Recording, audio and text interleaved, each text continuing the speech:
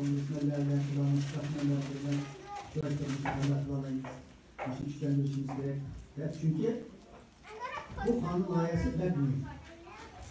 Çünkü siyasi kararlar bazı yüzü kızdırdıgan devletler için tesir kılabilen Xitay'da bunda bir numus bulduğuna ketken o dünyanın besinini bir besin ısıtıp yüzü kızdırdıgan bunda bir karakter bulmayan bir hükümet için, devlet için bu siyasi kararların pek etkisi bulmayacağını diyor. Kanuni kararları işte.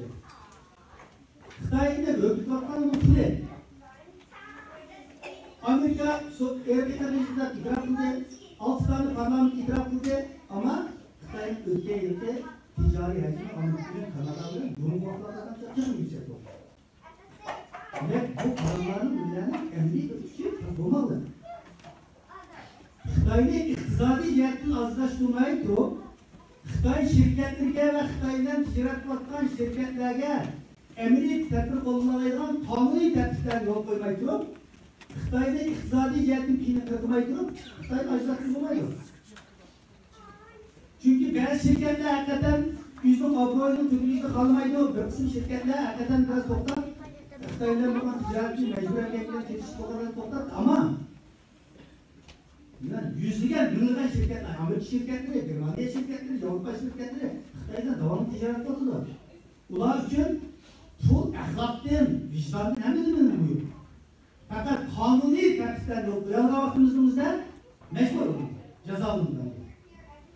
Şurada bu Germanya müzakere bulatlı, Kanada müzakere bulatlı, Amerika müzakere bulatlı. Bu kararların çıkışı, bu kanun popülerliği Xitay'ın iktisadi cihetin acizlaşmış kaptırdı. Bu Xitay'ın bu soykırımın topluşuna sebep olabilir. Bu mesela başka mesele sebep olan devletler bütün için. Bu resmi bir devletler. Tutuyorlar yani.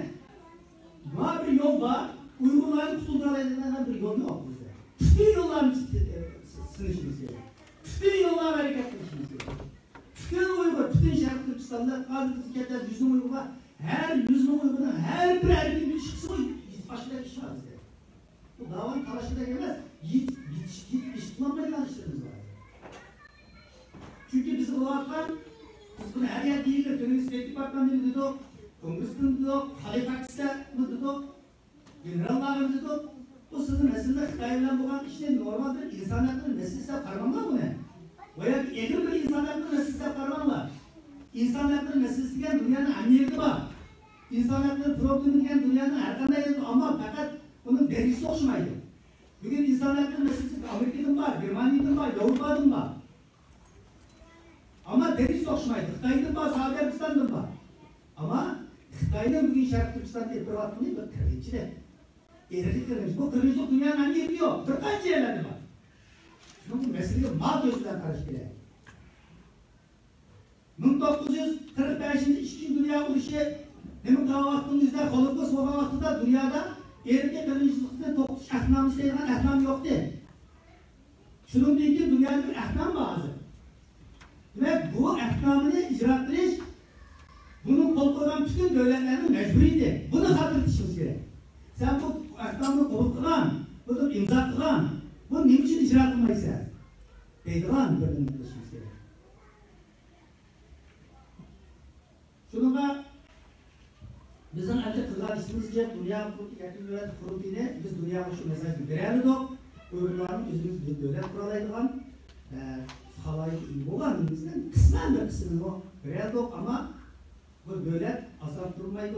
İkinci basmışlarında kanuni hukuk deryalar var. Şarkı Türkistan'da bir müstehcen kılınan, Müslüman toprak eklediğini kanuni hücretlerine ispat etmiştir. Bunun için yapmadığımız biz hazır. Bazıları deydi oğlum Şarkı Türkistan'ın müstehcen boğalığını ispatlaştığımızdan doğru rahmetli deydi. Yüzüne etmeydi o birbirimizge. Ama dünyanın kuruluşu için gidiyor. Çünkü Tibet'le Michael Van Dalt edilen bir okuyucu var. Şunun riyasetçiliğinde 100 mütehassıs 10 yıl vakit sarfı ülkeyi Tibet bir kendi de reformuna dünyada her yer takip var. Tibet müstehcen kuruluşu kesinlikle yaptı. Bizim şunu konuşmuştur. Bunlar hepsinin başında. Bunlar hepsinin başında. Dünyada devlet besin alınan bir devlet, müstehcen kılınan bir toprak, mana ölçtü o. Şunu uygular, kanun cihet cihettin, tarihi cihettin, diplomatik cihettin öz sözümüzde biz başta çok uzun olan müstakillikler tamamen derdimiz yok değil mi?